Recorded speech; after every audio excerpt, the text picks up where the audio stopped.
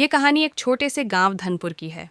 गांव के बाहर एक पुराना पीपल का पेड़ था, जिसके नीचे एक सूखा कुआं था।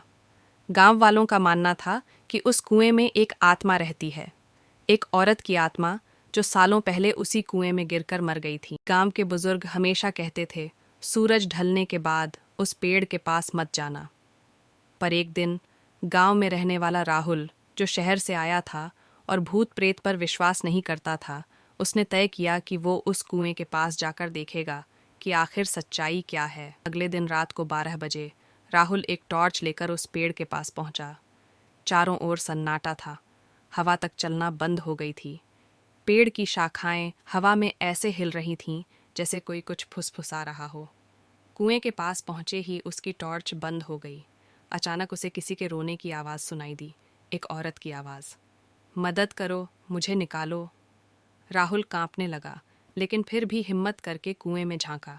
सामने जो दिखा, कुएं में एक औरत दिखी, भीगे बाल, सफ़ेद साड़ी और उसकी आंखें पूरी काली।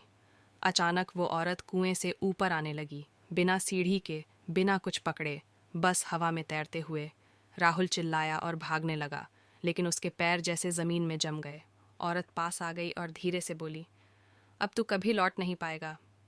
अगली सुबह गांव वाले कुएं के पास पहुंचे तो वहां सिर्फ राहुल का जूता मिला और उसकी टॉर्च जो अब भी जल रही थी। कहते हैं, अब उस कुएं से हर अमावस की रात किसी के रोने और हंसने की आवाज़ें आती हैं।